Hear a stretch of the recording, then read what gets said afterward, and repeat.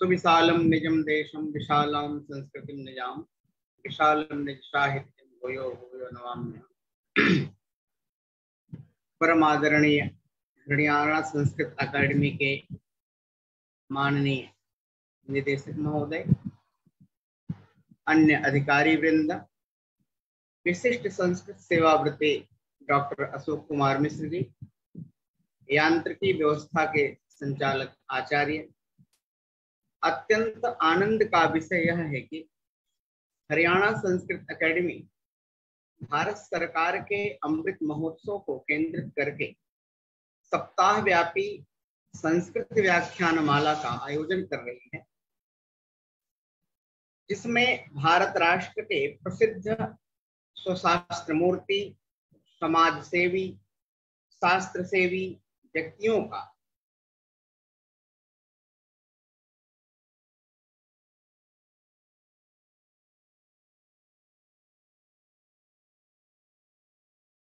उत्तमोत्तम व्याख्यान चल रहा है। कोई समाज को केंद्र बनाकर, साथ साथ राष्ट्र को केंद्र बनाकर अपने अमृत तुल्य विचारों को समाज में प्रवाहित कर रहा है, जिससे व्यक्ति, समाज, प्रदेश एवं राष्ट्र सभी लाभान्वित हो रहे हैं। उसी क्रम में हमको भी अति प्रसिद्ध एवं जन जन व्याप्त पुरुषार्थ विषय पर बोलने का आदेश प्राप्त है।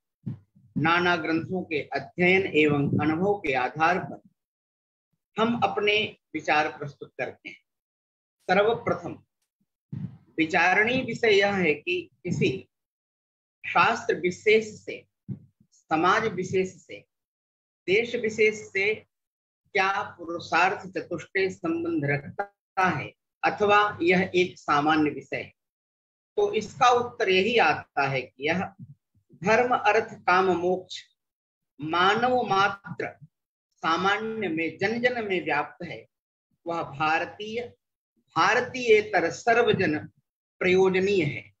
अब विषय को प्रवेश करें तो यह आता है कि पुरुषार्थ शब्द का अर्थ क्या है। इस पुरुषार्थ शब्द को नाना रूप में परिभाषित किया जा सकता है। जैसे वेदांत की दृष्टि से पुरुष शब्द की व्युत्पत्ति पुह, पुरम, शरीरंच अर्थात पुरुषेते इति पुरुषः, जो इस पुर तात्पर्य शरीर में सोया हुआ है, विद्यमान है, प्रवेश किया हुआ है, अवस्थित है, उस चैतन्यांश जीव को पुरुष कहते हैं। इस व्युत्पत्ति के अनुसार पुरुष शब्द का यौगिक अर्थ तो जीव मात्र है, किंतु पुरुषत्वे च विस्तरात्मा, पुरुषत्वे च माम धीराः, बहव्यः सन्ति पुरः सृष्टास्तासां मे पौरुषी प्रिया, पुरः पुरुषमात्ममान इत्यादि प्रसंगों में योग रूढ़ि के अनुसार पुरुष शब्द मुख्यतया मनुष्यवाची है। अतः ऐसे शास्त्रीय प्रसंगों के में पुरुष शब्द का अर्थ जीव साधारण होकर मनुष्य होता है। इसके अनुसार पुरुष पद में जुड़ा हुआ पुरुष शब्द मनुष्यवाची है, इसलिए यहाँ पुरुष शब्द का अर्थ मनुष्य अर्थात नर नारी है। द्वितीय पद पुरुषार्थ पद है। पुरुषार्थ को व्याकरण की दृष्टि से देखा जाए, पुरुष और अर्थ, यहाँ पर दीर्घ संधि संपन्न यह शब्द है, तो इसकी व्युत्पत्ति इस प्रकार से शास्त्रों में वर्णित है। अर्थ्यते प्राप्यते पुरुषैः इति अर्थः। इस व्युत्पत्ति के अनुसार अभिलषित फल को, अभिलषित विषय को ही अर्थ कहा जाता है।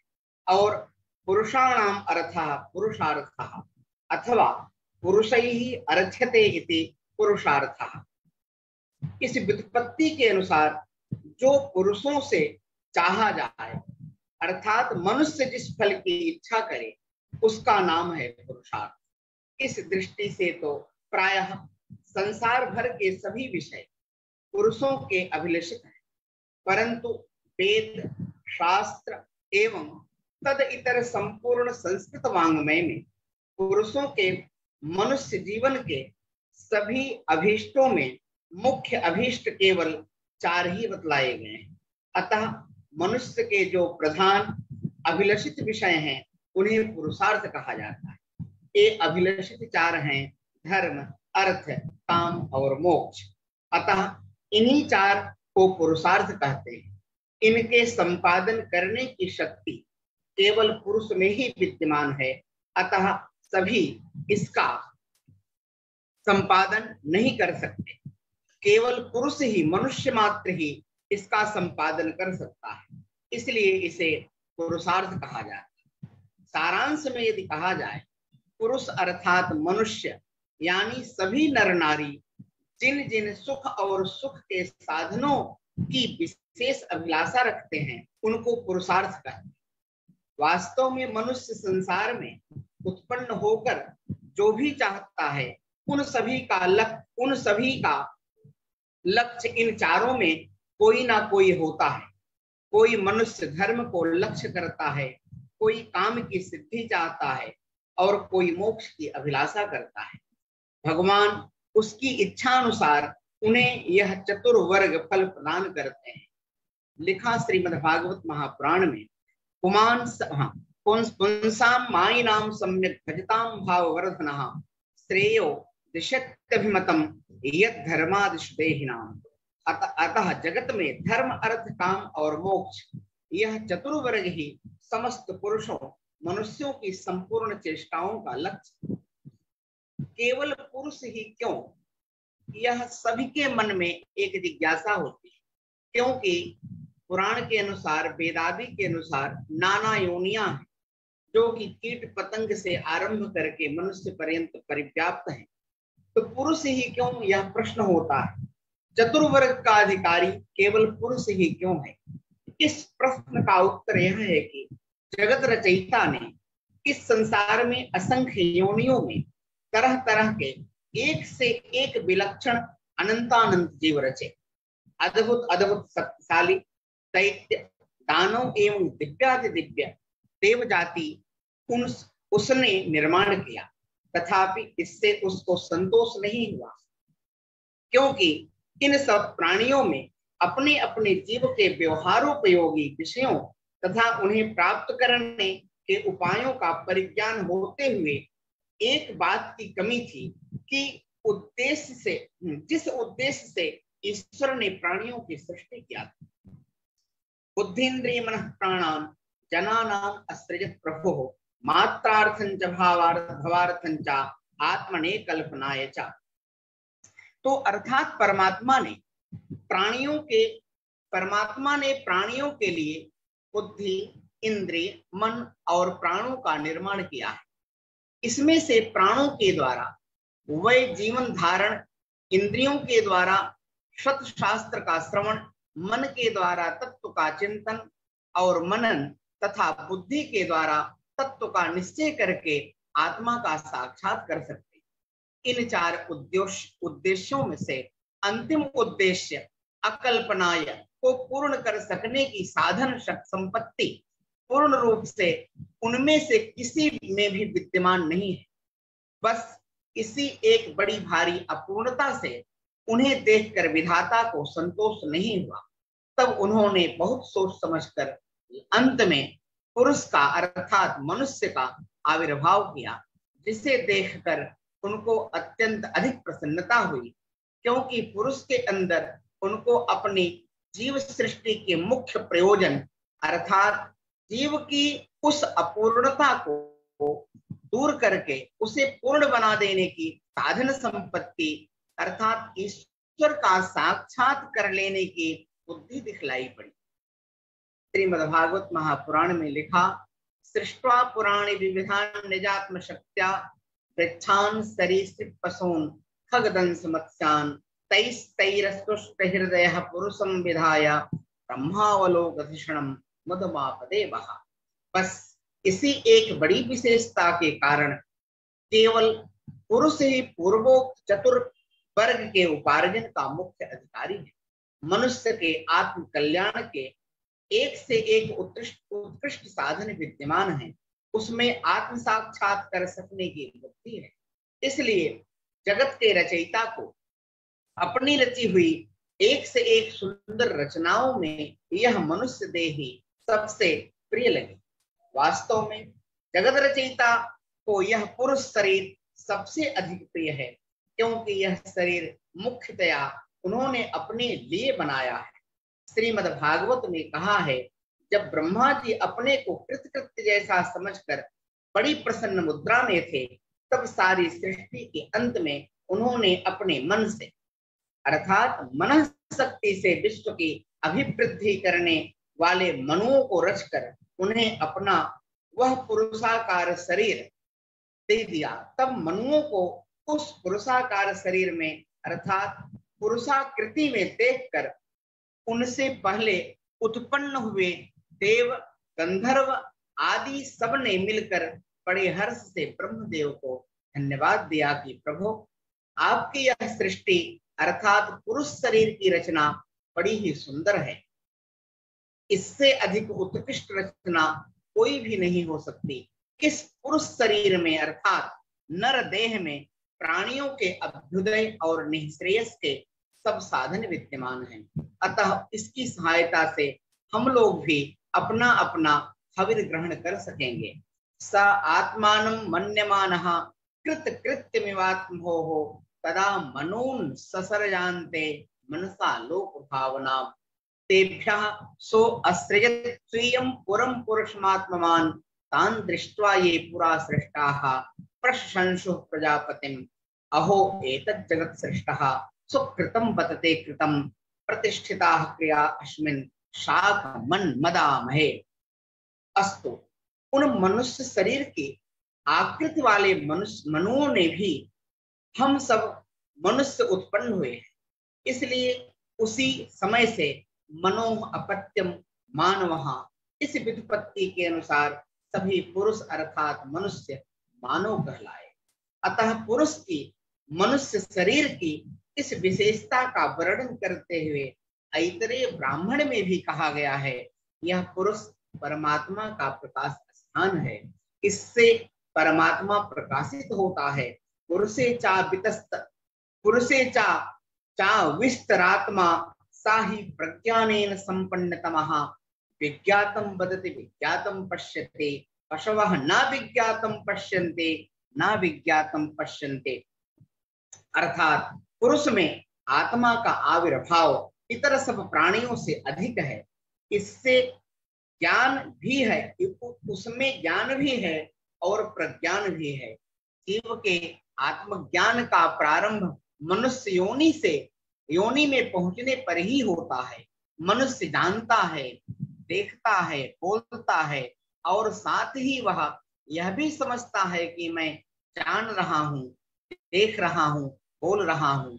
पशु जानते हैं, देखते हैं और बोलते हैं, परंतु वह यह नहीं समझते कि हम जान रहे हैं, हम देख रहे हैं और हम बोल रहे हैं। इस तरह मनुष्य और इतर प्राणियों में ज्ञान के विकास का तारतम्य है। मनुष्य में ज्ञान का अत्यंत विकास है। इसी एक अद्भुत विलक्षणता के कारण परमात्मा को यह देह सबसे अधिक प्रिय है। भगवान श्री कृष्ण ने स्वयं कहा है, पुरुष में अर्थात मनुष्य शरीर में विवेकी पुरुष इंद्रिय शक्ति, मन शक्ति आदि के आश्रयभूत मुझ आत्म तत्व का पूर्णतः साक्षात्कार कर लेता है। मैंने एक पैर, दो पैर, तीन पैर, चार पैर, बहुत पैर और बिना पैर वाले अनेकों प्रकार के शरीरों का निर्माण किया है, परंतु उन सब में मुझे सबसे अधिक प्रिय पुरुष शरीर अर्थात मनुष्य शरीर ही है, क्योंकि इस देह में बुद्धिमान पुरुष एकाग्र चित्त होकर अनुमान से अग्राह्य अर्थात अहंकार के विषयों से भिन्न सर्व प्रवर्तक ईश्वर का स्पष्ट साक्षात कर सकता है। लिखा श्रीमद् भागवत में, पुरुषत्वे च माम, श्रीमद् भगवत पुरुषत्वे च माम धीराः सांख्य योग विशारदाः अविस्तरां प्रपश्यन्ति सर्वशक्ति गृहीतम् एकदद्वित्री चतुष्पादो बहुपादस्तथा पदः बहव्यः सन्ति पुरः सृष्टास्तासां मे पौरुषी प्रिया अत्र मां मार्गयन्त्यथा युक्ता हेतुमभीश्वरम् गृह्यमाणैर्गुणैर्लिंगै रग्राह्यम् अनुमानतः। अतः ईश्वर की सारी सृष्टि में सबसे बुद्धिमान प्राणी मनुष्य ही है और एकमात्र मनुष्य शरीर ही मुख्यतया आत्मज्ञानोपयोगी होने से सब योनियों में सर्वोत्तम माना गया है। इसी कारण यह 84 लाख योनियों में सबसे अधिक दुर्लभ है। संसार की विविध योनियों में भटकते हुए जीव को अनेकानेक पुण्य कर्मों के प्रभाव एवं परमेश्वर के महान अनुग्रह से ही यह शरीर प्राप्त होता है। भूत प्रेत पिशाच पशु पक्षी यक्ष राक्षस देव दानव आदि कोई भी जीव पुरुष की बराबरी नहीं कर सकता। अतः इस संसार में मनुष्य जन्म पा लेना जीव के लिए बहुत बड़ा लाभ है। इसकी सर्वोत्कृष्टता और दुर्लभता के विषय में भगवान ने स्वयं ही कहा है, अस्मिन् लोके वर्तमानः स्वधर्मस्यो नघः स्थितिः ज्ञानं विशुद्धिमाप्नोति मद्भक्तिं वा यदृच्छया स्वर्गिणोऽप्येतदिच्छन्ति लोकं निरयणस्तथा साधकं ज्ञान भक्तिभ्याम उभयं तत् साधकम।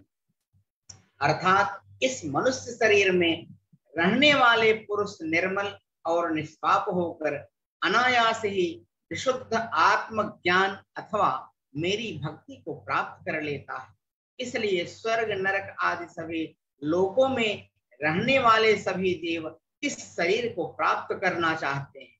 यह शरीर विधि निषेध रूप कर्मों का अधिकारी है, अतः यह अत्यंत दुर्लभ है।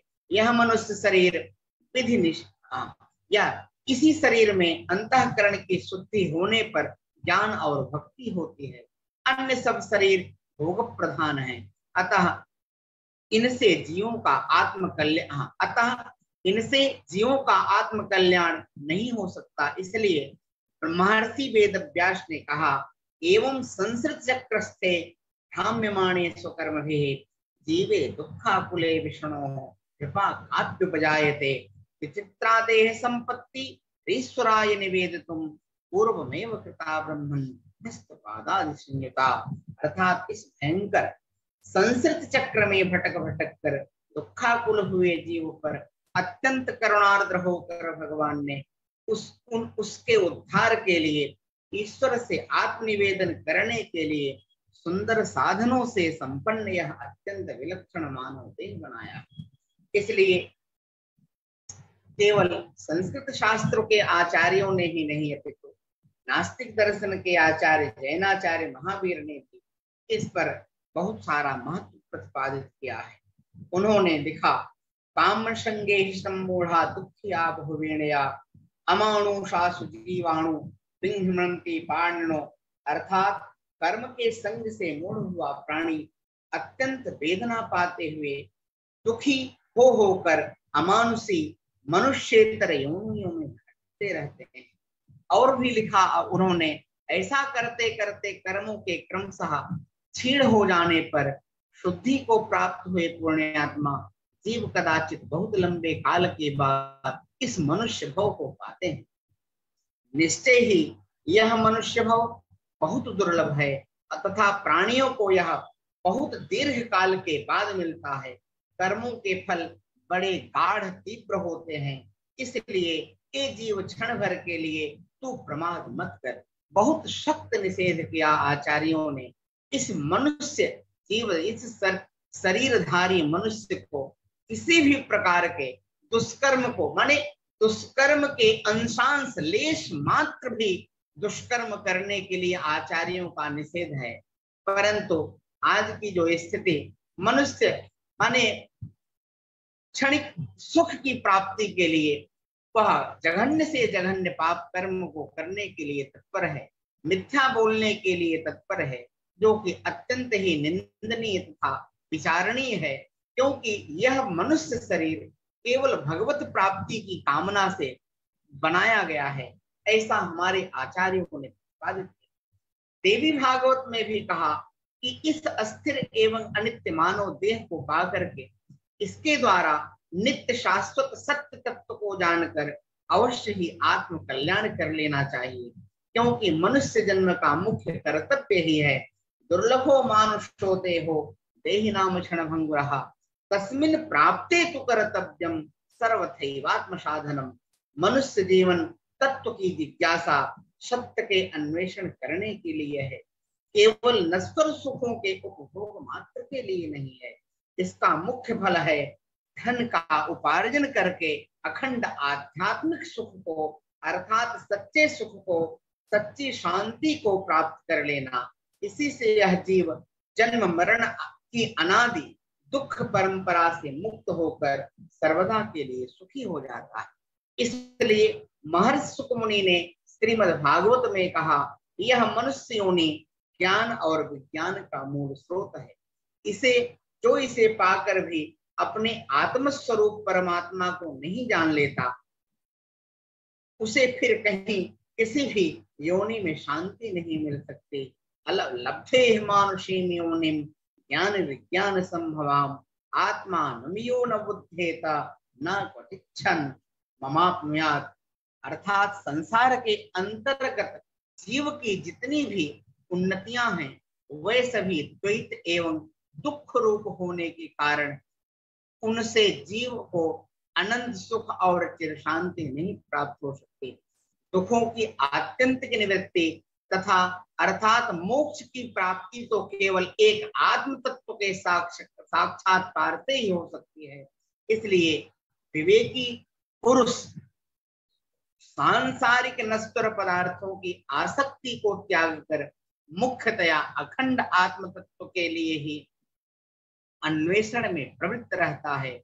इसलिए श्रुति कहती है, श्रेयश्च प्रेयश्च मनुष्य में तः तौषं परित्य विविनक्ति हो रहा श्रेयो ही धीरो अभिप्रेयशो वृणीते प्रेयो मंदो योग गणीते। आत्मा स्वरूप को जैसा मानता है उसके अनुसार ही पुरुषार्थ में उसकी रुचि होती है। जीवात्मा बहुत ही श्रवणीय विषय है। यहाँ आत्मा स्वरूप को जैसा मानता है उसके अनुसार ही पुरुषार्थ में उसकी रुचि होती है। जीवात्मा स्वस्वरूप को यदि देह समझता है तो देह के अनुकूल खान पान में उसकी रुचि होती है, उसे ही यह पुरुषार्थ मानता है। यदि आत्मा स्वरूप को देहादि से व्यतिरिक्त अस्थाई तथा परलोक में आने जाने वाला मानता है तो पारलौकिक पुरुषार्थ में उसकी रुचि होती है, उसे ही वह पुरुषार्थ मानता है। अतः यह सिद्धांत सबको मान्य है कि जीव आत्माभिमान के अनुसार ही पुरुषार्थ को चुनता है। पुरुषार्थ में प्रवृत्ति के कारण क्या है, क्यों पुरुषार्थ के प्रति व्यक्ति प्रवृत्त हो, यदि इस पर विचार किया जाए तो सर्वप्रथम आता है पुरुषार्थ में प्रवृत्ति की, पुरुष की प्रवृत्ति सुख के हेतु होती है, क्योंकि जीव मात्र को सुख अत्यंत अभीष्ट है। सुख दो प्रकार का होता है, विषय सुख और आत्म सुख। शरीर में रहने वाली इंद्रियों और कर्मेंद्रियों का विषयों के साथ संपर्क होने से सुख, तात्पर्य दुख मिश्रित सुख प्राप्त होता है, जिसको है उसको कहते हैं विषय सुख अर्थात विषय आनंद। इन विषयों और क्रियाओं से ऊब कर अर्थात थक कर जब वह मैं यह शरीर नहीं हूं, प्रत्युत इन देह इंद्रिय आदि से अतिरिक्त आत्मा हूं, ऐसा दृढ़ निश्चय होकर सांसारिक विषय वासनाओं से विरहित होकर अपने वास्तविक शुद्ध आत्मा में अर्थात स्वस्वरूप में पुरुष की जो स्थिति है उसको कहते हैं ब्रह्मानंद। इस दृष्टि से पुरुष के मुख्य अभिलषित अर्थ केवल दो ही हैं, काम और मोक्ष। इन दो पुरुषार्थों के दो साधन हैं, धर्म और अर्थ। अतः इन उपेय और उपाय रूप अर्थात दो साध्य और दो साधन रूप जोड़ों को मिला देने से पुरुष के चार अभिलषित होते हैं। अर्थ का अभिप्राय धन, धन का अर्थ होता है दधन्ति फलति इति धनम, अर्थात फलने वाली वस्तु, यानी धन धान्य आदि जीवन व्यवहारोपयोगी समस्त भोग वस्तुओं के विनिमय का साधन। सुपरिष्कृत काम सुख की सिद्धि बिना धन के अर्थात बिना विविध प्रकार की बिना संपत्ति के हो ही नहीं सकती। अतः सुसंस्कृत विषय सुख का साधन अर्थात यानी धन है और सभ्य मनुष्य का अनुरूप धन बिना धर्म के सुस्थिर नहीं हो सकता। इसलिए दयामय परमेश्वर ने काम रूप पुरुषार्थ के 3 अंग बना दिए हैं, धर्म, अर्थ और काम। इन तीनों में ही सबसे अधिक जोर धर्म पर दिया जाता है, उससे कम अर्थ पर और उससे कम काम पर, क्योंकि काम की ओर तो मनुष्य की प्रवृत्ति स्वभावतः ही सबसे कम धर्म की ओर। इस त्रिवर्ग की सिद्धि का नाम है अभ्युदय। इसके अतिरिक्त चौथे पुरुषार्थ मोक्ष की सिद्धि का नाम है निःश्रेयस। संसार में मनुष्य का अभितः उदय, सब ओर से उदय होना अर्थात सब प्रकार से उन्नति को प्राप्त होना, उन्नत होना अभ्युदय कहलाता है। और नास्ति श्रेयान यस्मात् तत् निःश्रेयसम, जिससे बढ़कर और कोई भी श्रेष्ठ फल ना हो उसको निःश्रेयस कहा जाता है और वह निःश्रेयस मोक्ष को कहा जाता है। त्रिवर्ग में वैषयिक सुखोपभोग को काम कहते हैं। काम 2 प्रकार का होता है, दिव्य और अदिव्य, अर्थात स्वर्गीय सुख और भूलोक का सुख। यह दोनों ही प्रकार का काम सुख उपेय है अर्थात साध्य है, इसके साधन है धर्म और अर्थ। अतः साध्य और साधन रूप इन तीनों पुरुषार्थों का अर्थात धर्म, अर्थ और काम का नाम त्रिवर्ग है। इस त्रिवर्ग के साथ चतुर्थ पुरुषार्थ मोक्ष को मिला देने से चतुर्वर्ग हो जाता है। त्रिवर्गो धर्म कामार्थः चतुर्वर्गः समोक्षकः, ऐसा अमरकोशकार ने लिखा। ये जो त्रिवर्ग हैं, धर्म, अर्थ, काम, ये तीनों क्या हैं? दोषपूर्ण होते हैं, ये सर्वथा दोष रहित नहीं होते। लिखा आचार्यों ने, धर्म, अर्थ और काम ये तीनों ही पुरुषार्थ वस्तुतः निर्मल और क्या है? निर्दोष। परंतु अतएव उनके सम्यक अनुष्ठान से चतुर्थ पुरुषार्थ मोक्ष अनायास ही प्राप्त होता है। किंतु इसका उपार्जन करने वाले मनुष्य की विषयों में प्रायः रागात्मिका प्रवृत्ति होने से मनुष्यों की कामात्मकता के कारण संसर्ग के दोष से उनके द्वारा अनुष्ठीयमान त्रिवर्ग में एक एक दोष घुस जाता है, प्रवेश कर जाता है। धर्म में फल की अभिलाषा, सकामकता, अर्थ में निगूहन, उसको बचा कर रखना, छुपा के रखना, अर्थात उसे दान और भोग में व्यय न करना, तथा काम में संप्रमोह अर्थात उसमें अधिकाधिक उत्कट मोह उत्पन्न हो जाना। ये 3 मल व्याप्त हैं त्रिवर्ग में।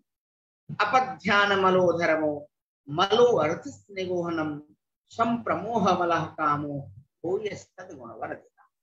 इसी से सूक्ष्मदर्शी पुरुष धर्म का अनुष्ठान सकाम भाव से ना करके निष्काम भाव से ही करते हैं, अर्थात उपार्जन त्यागाय संभृतार्थानाम के अनुसार त्याग के लिए करते हैं और काम का सेवन शरीर माध्यम खल धर्म साधनम के अनुसार शरीर के रक्षण के लिए किया जाता है।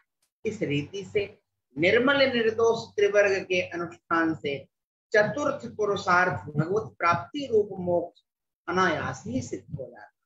निर्मल त्रिवर्ग का उपार्जन साक्षात या परंपरा या मोक्ष की ही प्राप्ति के लिए होता है।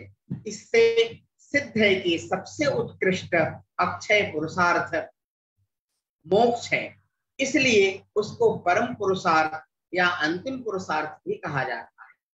श्रीमद् भागवत में स्पष्ट रूप से कहा गया है, तत्रापि मोक्ष एवार्थ आत्यंतिक तयस्यते त्रैवर्योर्थो यतो नित्यम कृतांत भय शून्य, अर्थात मोक्ष ही मानव का सबसे उत्कृष्ट, सबसे अधिक अभीष्ट, स्वार्थ है उसी को पा करके मनुष्य कृतार्थ होता है। इसी से कहा गया है कि एतावान एव मनुजेर योग नैपुण बुद्धि स्वार्थ सर्वात्मना ज्ञेयो यत परमात्मैक दर्शनम। इस तरह से मोक्ष के लिए त्रिवर्ग के अनुष्ठान का प्रकार दूसरा भी है। इसलिए कहा गया है मोक्षस्यापि त्रिवर्गोन्यः तथा रथः पृथक् गुणः। इस चतुर्वर्ग में अर्थ, काम और मोक्ष, इन तीनों पुरुषार्थों का मूल धर्म है। इसलिए अर्थ, काम और मोक्ष की सिद्धि के लिए धर्म को उपादेय बताया गया है। धर्म और काम की सिद्धि के लिए अर्थ उपादेय है एवं शरीर रक्षा का मुख्य साधन होने के कारण धर्म और अर्थोपार्जन में उपयोगी होने के कारण से काम भी उपादेय है। इत्यादि रूप से पुरुषार्थों का बहुत महत्व है। अब क्रमशः एक एक पुरुषार्थ का एक संक्षिप्त हम यहाँ विवरण प्रस्तुत करेंगे, ज्यादा नहीं, केवल 2-2, 3-3 मिनट का। तो इसमें 4 जो पुरुषार्थ धर्म, अर्थ, काम, मोक्ष है, उसमें क्रमशः प्राप्त प्रथम जो पुरुषार्थ धर्म पुरुषार्थ है, उसके स्वरूप का संक्षिप्त परिचय। पुरुष का पहला अभीष्ट धर्म होगा, अतः पहला पुरुषार्थ धर्म है। प्रत्येक चेतन का यह स्वभाव है कि वह अपनी वर्तमान परिस्थिति में सदैव न्यूनता का अनुभव करता है और उससे उच्च उपस्थिति को प्राप्त करने के लिए लालायित रहता है। अतः संसार में जो मनुष्य जहां भी जिस परिस्थिति में है वहां से ऊपर उठने की, उन्नति को प्राप्त करने की, अर्थात अपने अभ्युदय की लालसा उसको लगी रहती है। मनुष्य की उस अभिलषित उन्नति का जो मुख्य साधन है वही धर्म है, और जो इसके विपरीत फल वाला है, मनुष्य की अवनति, अधोगति का कारण है, उसका नाम अधर्म है। इसलिए महर्षि कपिल ने मनुष्य की उन्नति और अवनति को धर्म और अधर्म का फल बतलाया। धर्मेण गमनम ऊर्ध्वम गमनम अधस्तात् भवत्यधर्मेण शांकारिका में लिखा। यही बात पुराणों में इस प्रकार कही गई, धारणा धृतिरित्यर्थात् धातोर धर्मः प्रकीर्तितः आधारणेय महत्त्वे च अधर्म इति उच्यते। उन्नति 2 प्रकार की होती है, एक का नाम है अभ्युदय और दूसरी का नाम है निःश्रेयस। विश्व में, ब्रह्मांड के अंदर, प्रकृति मंडल में, अर्थात प्रकृति के दायरे में रहकर मनुष्य अपने सदाचरण से, सत्कर्म से जिस ऐहिक और एवं पारलौकिक उन्नति को प्राप्त करता है उसको अभ्युदय कहा जाता है।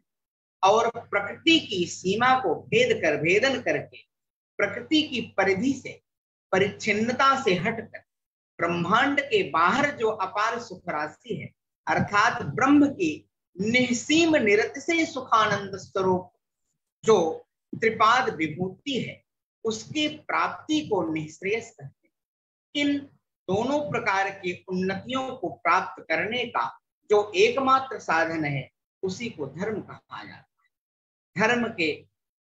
धर्म में अपार शक्ति है, वह मनुष्य के उसके अभ्युदय और निःश्रेयस, इन दोनों प्रकार की उन्नतियों में पहुंचा देता है। धर्म के परिपालन से ही मनुष्य की मानवता का विकास होता है, अतः धर्म ही सभी पुरुषार्थ की कुंजी कही जाती है। इस प्रकार धर्म का सामान्य परिचय।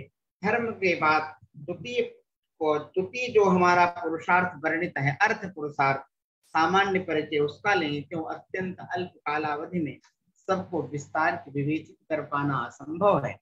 द्वितीय पुरुषार्थ का नाम है अर्थ, जिसके द्वारा मनुष्य के इस लोक और परलोक के समस्त प्रयोजन सिद्ध होते हैं, उसको अर्थ कहा जाता है। लिखा, यतः सर्व प्रयोजन सिद्धि सा अर्थ। अर्थ मनुष्य के भोग, आरोग्य और धर्म का मुख्य साधन है। इसी से अर्थ की ओर सबकी प्रवृत्ति होती है। महर्षि चाणक्य ने भी लिखा, अर्थार्थम प्रवर्तते लोकः। अर्थ का अर्थात अभिलषित वस्तु की प्राप्ति के लिए लोक क्या होता है, प्रवृत्त होता है। इसलिए उसका नाम अर्थ, अर्थ का नाम भी सार्थक हो जाता। अर्थ ते सर्वैः इत्यर्थ, अर्थात जिसको प्राप्त करने की अभिलाषा सब करते हैं उसे अर्थ कहते हैं। अर्थ को प्राप्त करने की अभिलाषा सब क्यों करते हैं, यह प्रश्न हुआ। इसका कारण महर्षि चाणक्य ने बतलाया।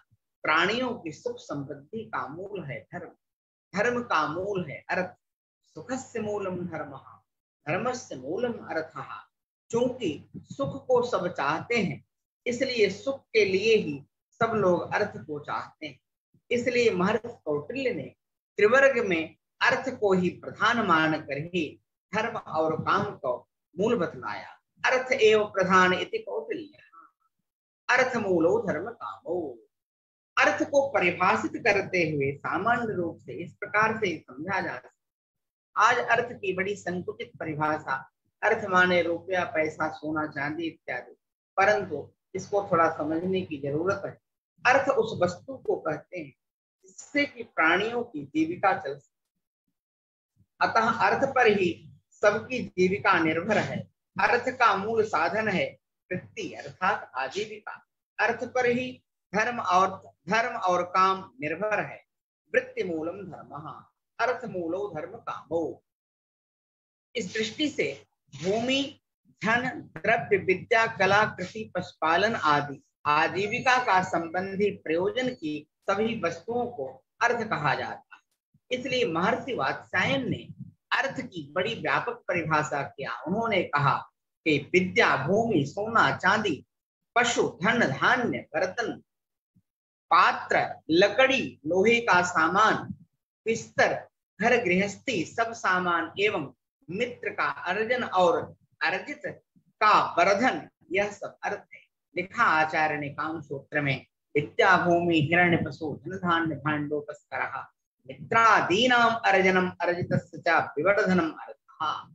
इस प्रकार से आज तो मित्रों को लोग 1 मिनट में इधर उधर कर दें। सामान्य रूप के लिए मित्र का वर्धन भी क्या कहलाता है, अर्थ नाम से अभिध कहलाता है। इसके बाद तृतीय पुरुषार्थ काम पुरुषार्थ है। सामान्यतया इसका परिचय हम लोग प्राप्त करते हैं। तृतीया, जिस प्रकार धर्म और अर्थ ये दोनों पुरुषार्थ लोक स्थिति के मुख्य साधन होते हैं, परम साधन के परम उद्देश्य हैं, उसी प्रकार काम भी प्राणियों की लोक यात्रा अर्थात जीवन निर्वाह में उपयोगी सुख सामग्रियों का मुख्य साधन होने से अत्यंत उपादेय है। काम के बिना प्राणियों की उत्पत्ति, जीवन निर्वाह एवं सुख की प्राप्ति होना असंभव है। काम की परिभाषा इस प्रकार वर्णित है, काम्यते इति कामः। इस व्युत्पत्ति के अनुसार विषय और इंद्रियों के संपर्क से उत्पन्न होने वाला मानसिक आनंद ही मुख्यतया काम कहलाता है। हम लोगों के अपेक्षित कार्यों को करने के लिए इंद्रियां हमारी सहायता करती रहती हैं। हमारी प्रत्येक इंद्रिय का प्रधान कर्तव्य हमारे आवश्यक कार्यों में हमारी सहायता करना होने पर भी उसके साथ ही साथ हमारी प्रत्येक इंद्रियों को अपने अपने विषय के संपर्क से एक एक निजी सुखानुभव भी प्राप्त होता है। देखने के लिए बने हुए नेत्र सुंदर वस्तु को देखकर रूप के आनंद का अनुभव करते हैं। सुनने के लिए बने हुए श्रोत्र मधुर संगीत को सुनकर शब्द का आनंद लेते हैं। क्षुधा शांति के लिए किए जाने वाले भोजन में हमारी रसनेन्द्रिय आहार के स्वाद को ग्रहण करते समय रस के आनंद का अनुभव करती है। ऐसे ही सूंघने के लिए बनी हुई हमारी नासिका इंद्रिय सुंदर गंध को ग्रहण करते हुए उसका आनंद लेती है। स्पर्श ज्ञान के लिए बनी हमारी त्वगिंद्रिय निद्रा के समय सुंदर सैया के मारदव का अनुभव करती हुई सुख का रस लेती है। और संतान प्राप्ति के लिए किए जाने वाले गृहस्थाश्रम के जीवन में वही इंद्रिय अपने विषय का आनंद लेती। इस प्रकार आंख, कान, नासिका, रसना, त्वचा इन 5 ज्ञानेन्द्रियों के द्वारा अपने प्रधान उद्देश्य को संपन्न करते समय रूप, रस, गंध, शब्द, स्पर्श इन 5 विषयों के संपर्क से मिलने वाले मानसिक आनंद को काम कहा जाता है। यह काम प्राणियों के पुण्य कर्मों का उत्तम फल है। इंद्रियाणांच पंचानां मनसो हृदयस्य च विषय वर्तमानानां या प्रीतिरुपजायते सा काम इति मे बुद्धेः कर्मणां फलमुत्तमम्। यह काम चित्त का एक संकल्प है, इसका स्वरूप अत्यंत ही सूक्ष्म है, अतएव यह केवल अनुभव गम्य है। इसलिए महाभारतकार ने लिखा, द्रव्यार्थ स्पर्श संयोगे या प्रीति उपजायते सा कामश्चित संकल्पः शरीरम नास्य दृश्यते। अर्थात सक चंदन बलिता आदि पदार्थों के स्पर्श और सुवर्ण आदि धन का संयोग होने पर मन में जो एक विशेष प्रीति उत्पन्न होती है, वह चित्त का एक संकल्प ही काम है। वह अत्यंत सूक्ष्म है, उसका रूप आकार दिखलाई नहीं पड़ता। इस प्रकार सामान्य रूप से काम का वर्णन चतुर्थ पुरुषार्थ, जो कि प्रमुख पुरुषार्थ है, मानव जीवन का मुख्य जो कि लक्ष्य है, उसको यहाँ पर हम लोग सामान्य सुनने का प्रयास करेंगे। चतुर्थ पुरुषार्थ का नाम मोक्ष है। इसे परम पुरुषार्थ कहा जाता है। परमत्व परम प्रायः धर्म अर्थ काम चकाचौंध के सामने अधिकांश अविवेकी मनुष्य मोक्ष के शुष्क एवं नीरस समझकर उसका नाम सुनते ही घबरा जाते हैं। वह समझते हैं कि भला मोक्ष से क्या आनंद मिलेगा, वहां ना तो शरीर ही रहेगा और ना प्रीतम विषय ही मिलेंगे, केवल यह आत्मा परमात्मा में विलीन हो जाएगा, तब इसमें आनंद क्या मिलेगा। परंतु समस्त वेद शास्त्र, महान से महान ज्ञानी ऋषि महर्षि संत मुनि परमात्मा आदि लोकोत्तर प्रतिभाशाली सभी महापुरुषों ने संसार भर के एक से एक सुखों की छानबीन करके उन्हें खूब अच्छी तरह से परख करके अंत में बिना मतभेद से सभी ने एक स्वर से यही एक अकाट्य अटल सिद्धांत स्थिर किया। वास्तव में सबसे उत्तम, सबसे सुखमय और सबको अभीष्ट, चाहने योग्य, निरवधिक, अखंड, आनंदमय, महान सरस पुरुषार्थ मोक्ष ही है। इसलिए विष्णु पुराण में कहा गया, इत संसार दुखार का पापतापिचेत साम विमुक्ति पाद पच्छाया मते कुसुंदराम। अर्थात सांसारिक दुख रूपी प्रचंड ताप से जिसका अंतःकरण संतप्त हो रहा है, उन पुरुषों के मोक्ष रूपी कल्प वृक्ष की शीतल छाया को छोड़कर और कहाँ सुख मिल सकता है। अतएव मोक्ष ही समस्त पुरुषार्थों और समस्त सुखों का सम्राट है, समस्त सुखों का समस्त सुखों का सम्राट है। इसकी प्राप्ति किसी विरले ही भाग्यशाली को हो पाती है। अधिकांश लोग तो यह एक आदर्श मात्र वस्तु मानकर उसको छोड़ देते हैं। मोक्ष का अर्थ किया गया मुच्यते सर्वैर दुख बंधे नैर्यत्र सा मोक्षः। अर्थात जिस पद को पाकर जीव आध्यात्मिक आदि संपूर्ण दुख बंधनों से मुक्त हो जाता है, उसे मोक्ष कहा जाता है। इसलिए इसका दूसरा नाम मुक्ति है। मुक्ति भी मोचने इस धातु से अक्तिन प्रत्यय करके बनाया गया है शब्द को। इसका अर्थ होता है बंधे हुए प्राणी का बंधन से छूटना। बंधन क्या है? परतंत्रता।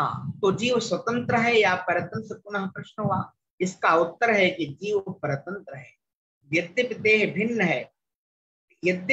भिन्न है और देही आत्मा भिन्न है, परंतु देह के अंदर देह और इंद्रियों के बंधनों से जकड़ा हुआ होता है। अतएव यह बिल्कुल परतंत्र है। गोस्वामी तुलसीदास ने भी लिखा, परवश जीव सुबस भोगता। जीव जो है परवश है। वह परवशत्व क्या है? वह इंद्रिय और देह के बंधन से वह जीव जो है परवशी है। इसलिए और तो क्या, बड़े से बड़े सम्राट भी अपनी इच्छा से इस बंधन को तोड़ नहीं सकते।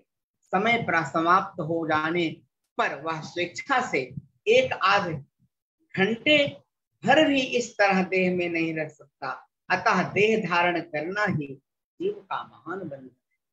देहवान होते हुए इस जन्म मरण और कर्म भोगों की स्वतंत्रता से छुटकारा कोई भी नहीं पा सकता। जब तक यह बंधन है तब तक जीव को आनंद अर्थात अखंड सुख नहीं मिल सकता। अतः समस्त प्राणियों का, उन प्राणियों भी मनुष्य मात्र का सर्वोत्कृष्ट यह उद्देश्य है वह परम पुरुषार्थ के लिए ही प्रवृत्त हो। परम पुरुषार्थ यदि साथ ध्यान रहे तो जितने भी प्रकार के धन प्राप्ति के लिए, काम प्राप्ति के लिए एवं धर्म अर्थ काम, इन सब की प्राप्ति के लिए जो भी व्यक्ति अनैतिक आचरण का प्रयोग करता है वह अनैतिक आचरण नहीं करे, उन छोटे छोटे सुखों को सामने नहीं रखेगा, क्योंकि उस परम शक्ति, परम सत्ता, परम सुख के आगे ये समस्त दुख जो है तुच्छ, सुख जो है तुच्छ है। क्योंकि प्रत्येक व्यक्ति जिससे सुख की अनुभूति एक क्षण में करता है, कुछ दिन के बाद, कुछ क्षणों के बाद, कुछ वर्षों के बाद वह उससे पुनः क्या हो जाता है, माने ऊब जाता है। पुनः उससे ऊब जाने के बाद फिर वह प्रवृत्त होता है किसी दूसरे की खोज के लिए। इसका तात्पर्य है कि वह जिससे वह सुख की प्राप्ति कर रहा था वह सुख की प्राप्ति स्वयं में पूर्ण नहीं है, वह वस्तु भी स्वयं में पूर्ण नहीं है। वह वस्तु कुछ दिन रही, कुछ दिन के बाद पुनः वस्तु नष्ट हो गई। अर्थात इत्यादि को दृष्टि में रखते हुए हम लोगों को भी उस परम पुरुषार्थ की तरफ प्रवृत्त होना चाहिए। उस परम पुरुषार्थ के लिए ये दृश्यमान जो धर्म अर्थ काम है, जिसको हम लोग आज धर्म मान के चलते हैं, थोड़ी सी पूजा कर लिया, कुछ कर लिया इत्यादि, धर्म है, दर्शन कर लिया, परंतु यह परम, उस परम पद को प्राप्ति के लिए यह सामान्य कुछ भी उपयोगी नहीं होता, क्योंकि उस परम की प्राप्ति के लिए परम धर्म की आवश्यकता है, उस परम की प्राप्ति के लिए परम अर्थ की आवश्यकता है, उस परम की प्राप्ति के लिए परम काम की आवश्यकता है। ये जो लोक में प्रयुज्यमान पदार्थ धर्म अर्थ काम रूप में, ये केवल उसके दिग्दर्शन मात्र है। उस दिग्दर्शन के आधार पर सतगुरुओं की प्रेरणा, सत शास्त्रों की प्रेरणा, सत्संग की प्रेरणा, सत स्थानों की प्रेरणा के द्वारा ही यदि कुछ प्राप्त कर सकता है तो प्राप्त कर सकता है, अन्यथा उसका यह संपूर्ण अत्यंत उत्तम मानव जीवन निरर्थकता से व्याप्त हो जाता है।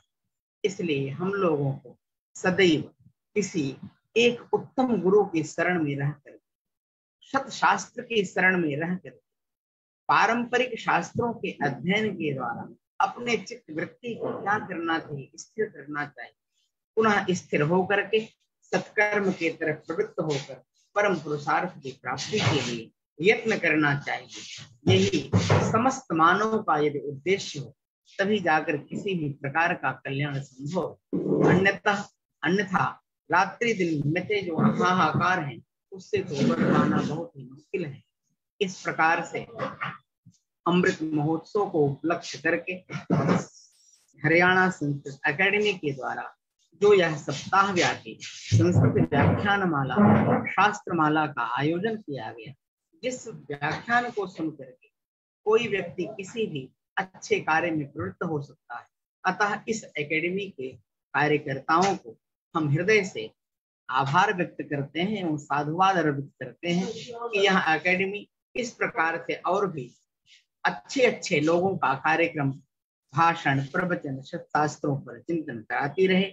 यह बोल करके हम अपने वाणी को विराम देते हैं। धन्यवाद।